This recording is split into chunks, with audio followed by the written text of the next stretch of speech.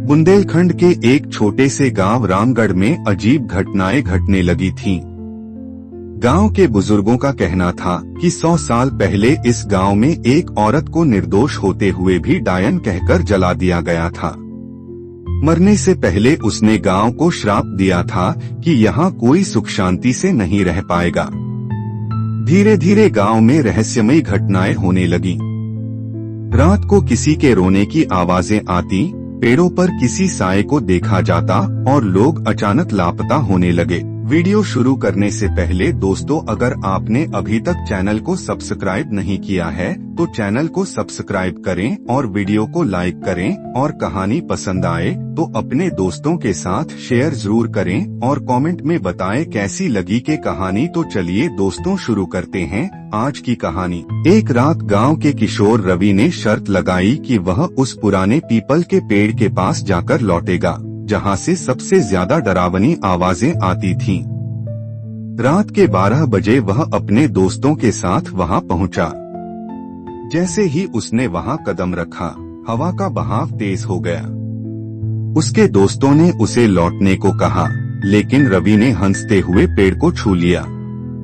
अगले ही पल तेज चीखें गूंज उठीं और वह बेहोश हो गया। सुबह जब वह जागा तो उसकी आंखों में एक अजीब सी दहशत थी। रवि की हालत बिगड़ती जा रही थी। गांव के बड़े बुजुर्गों ने कहा कि यह चुड़ैल का प्रकोप है। गांव के पुजारी पंडित त्रिलोकी ने बताया कि यह वही श्रापित आत्मा है जिसे 100 साल पहले जलाया गया था। वह किसी भी व्यक्ति को चैन से नहीं जीने देगी। गांव वालों ने यह सुनकर डर के मारे दरवाजे बंद कर लिए। गांव के बाहर एक पुरानी हवेली थी जिसे श्रापित हवेली कहा जाता था। कहते हैं कि वहां रात को लाल साड़ी में एक औरत दिखाई देती है जो पेड़ से लटकती नजर आती है। जब भी कोई उसे देखता वह गायब हो जाती और उस व्यक्ति की कुछ दिनों में मौत हो जाती।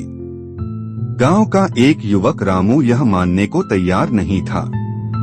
उसने सोचा कि यह सिर्फ एक अफवाह है, लेकिन जब उसने खुद उस हवेली में जाने की ठानी तो उसकी जिंदगी ही बदल गई। रामू जैसे ही हवेली के अंदर गया, वहाँ का माहौल ही अजीब था। एक बेजान सी शांति फैली थी और जगह जगह जाले लगे हुए थे। अचानक उसने किसी के चलने की आहट सुनी।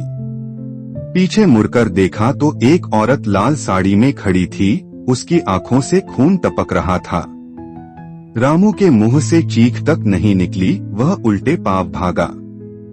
जैसे तैसे गांव पहुंचने के बाद उसने बताया कि हवेली में सच में कुछ है।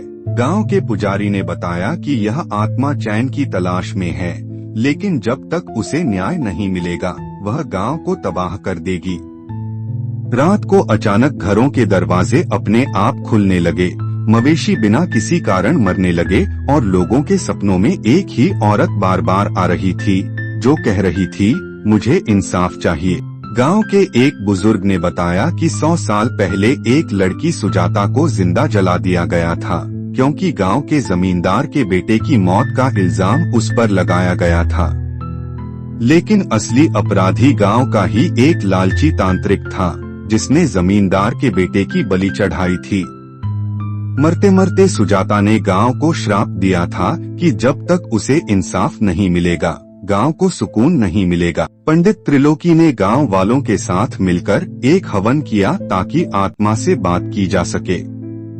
हवन के दौरान अचानक हवा तेज हो गई और एक भयंकर चीख गूंजी, मुझे न्याय चाहिए।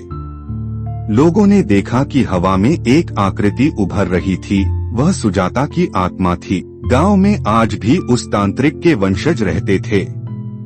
पंडित त्रिलोकी ने तांत्रिक की पुरानी पोथियों को पढ़ा और पाया कि उस तांत्रिक की आत्मा भी गांव में बंधी हुई थी। पंडित ने गांव वालों के साथ मिलकर पूजा की, तांत्रिक की निशानियों को जलाया और तब जाकर सुजाता की आत्मा शांत हुई। जिस रात यह सब हुआ वह रात डरावनी थी, लेकिन सुबह के साथ गांव में एक नई रोशनी आई। हवेली से आने वाली आवाजें बंद हो गईं, पीपल के पेड़ पर बैठा साया गायब हो गया और गांव में धीरे धीरे शांति लौटने लगी। गांव के लोग सुजाता की याद में हर साल पूजा करने लगे, ताकि ऐसा कोई श्राप फिर से न लगे। क्या यह सच था या सिर्फ एक डरावनी कहानी? यह आप पर निर्भर करता है, लेकिन यह कहानी हमें यह सिखाती है कि कभी कभी अंधविश्वास के नाम पर की गई गलतियां भयानक परिणाम ला सकती हैं। तो दोस्तों, अगर आपको यह कहानी अच्छी लगी हो तो चैनल को सब्सक्राइब करें और वीडियो को लाइक करें और अपने दोस्तों के साथ शेयर जरूर करें।